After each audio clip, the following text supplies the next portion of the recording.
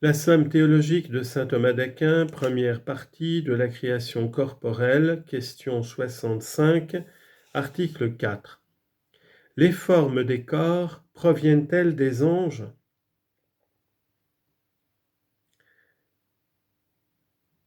On peut déduire des paroles de saint Augustin dans le De Trinitate livre 3, il ne faut pas croire que ce monde matériel obéisse à la volonté des anges, il obéit à Dieu. Or, la matière corporelle est dite obéir à la volonté de celui qui lui imprime sa forme. Donc, les formes des corps ne viennent pas des anges, mais de Dieu. Résumé du corps de l'article. Comme c'est en vertu des formes sensibles et corporelles que les êtres composés existent et sont produits, ces formes ne proviennent pas des substances séparées. Celles-ci ne sont que des moteurs qui poussent à la réalisation de ces formes. Dieu en est la première cause, et les êtres composés corporels sont les agents immédiats qui les dégagent de la matière où elles sont en puissance. Corps de l'article. L'opinion de quelques philosophes a été en effet que les formes corporelles dérivent des substances spirituelles que nous appelons les anges. Ce que plusieurs ont entendu de deux manières, d'après Platon, les formes qui se trouvent dans la matière corporelle dérivent des formes indépendantes de la matière par une sorte de participation.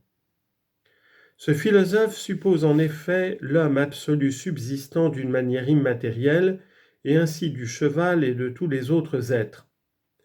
Chaque être sensible est, selon lui, constitué sur ce type, dans ce sens que la matière corporelle reçoit et garde l'empreinte de ces formes séparées par une sorte d'assimilation ou ressemblance qu'il appelle participation. Et c'est d'après l'ordre des formes que les platoniciens établissaient l'ordre des substances séparées. Ainsi, une forme séparée étant le cheval et la cause de tous les chevaux, ils plaçaient au-dessus de celle-là une autre forme séparée qu'ils appelaient la vie absolue, cause de toute vie, et au-dessus de celle-là encore celle qu'ils nommaient l'être absolu, cause de tous les êtres. Mais Avicenne et quelques-uns avec lui n'admettent pas que les formes des êtres corporels subsistent dans la réalité des choses, ils n'admettent leur existence que dans l'intellect. Ils veulent donc que des formes existant dans l'intellect des créatures spirituelles appelées par eux intelligence et par nous anges procèdent toutes les formes qui se trouvent dans la matière corporelle, de la même manière que des formes existant dans la pensée de l'ouvrier procèdent les formes de ses ouvrages. À cette opinion semble revenir celle de certains hérétiques modernes qui disent que Dieu est sans doute le créateur de toutes choses, mais que la matière corporelle a été formée par le diable et qu'elle a été ensuite déterminée par les différentes formes. Or, toutes ces opinions paraissent avoir une même origine. Elles sont nées de la pensée que les formes ne produisaient pas par elles-mêmes, que les formes se produisaient par elles-mêmes. Mais comme le prouve Aristote, Métaphysique, livre 7, tout ce qui est fait dans le sens rigoureux du mot est par la même composé. Les formes des choses corruptibles sont telles que, tantôt elles sont et tantôt elles cessent d'être, non qu'elles soient elles-mêmes engendrées ou corrompues, mais par la génération et la corruption des composés, car les formes n'ont pas l'être, mais les composés ont l'être par elles. Une chose est produite d'après la nature de son être. Le semblable étant donc produit par son semblable, il ne faut pas chercher la cause des formes corporelles dans une forme immatérielle, mais bien dans un être composé. C'est ainsi que tel feu est produit par tel autre feu. Ainsi donc, les formes corporelles ne sont pas produites par l'influence active et comme par l'empreinte d'une forme immatérielle. C'est la matière qui passe de la puissance à l'acte par l'action d'un être composé. Toutefois, comme un agent composé qui n'est autre qu'un corps est mu selon la pensée de saint Augustin par une substance spirituelle créée, il faut reconnaître que, dans un sens, les formes corporelles dérivent des substances spirituelles, non que celles-ci communiquent les formes, mais parce qu'elles sont comme les moteurs qui les font acquérir. Et les espèces elles-mêmes de l'intellect angélique, qui sont comme le germe et le type des formes corporelles, doivent être ramenées à Dieu comme à leur première cause. Mais dans la première création des êtres corporels, on ne peut saisir le passage de la puissance à l'acte. Voilà pourquoi les formes que les corps ont eues au moment de leur création ont été produites immédiatement par Dieu, à la volonté seule duquel la matière obéit comme à sa première cause.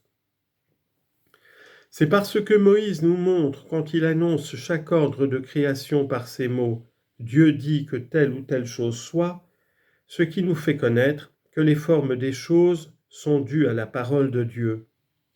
Car c'est de lui que vient, dit saint Augustin, la forme, l'union et l'harmonie de toutes les parties de l'univers.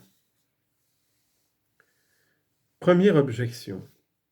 Boès, dans son De Trinitate livre 1, dit « C'est des formes qui existent en dehors de la matière que viennent les formes qui sont dans la matière.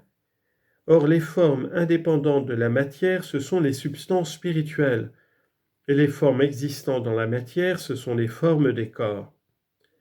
Donc, les formes des corps proviennent des substances spirituelles. » Réponse. Boès entend par forme existant en dehors de la matière les types des êtres qui sont dans la pensée de Dieu. C'est dans le même sens que l'apôtre dit, Hébreux chapitre 11 verset 3, « Par la foi, nous croyons que les choses temporelles ont été faites conformément à la parole de Dieu, afin que d'invisibles qu'elles étaient, elles fussent rendues visibles.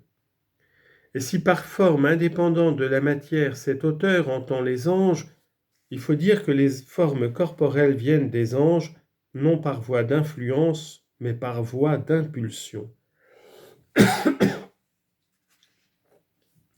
Deuxième objection. Tout ce qui existe par participation doit être ramené à ce qui est par essence. Or, les substances spirituelles sont des formes par essence, tandis que les créatures corporelles participent seulement aux formes. Donc, les formes des êtres corporels dérivent des substances spirituelles. Deuxième objection. Les formes auxquelles la matière participe ne doivent pas être ramenées à des formes de même espèce et subsistant par elles-mêmes, ainsi que les platoniciens l'ont prétendu.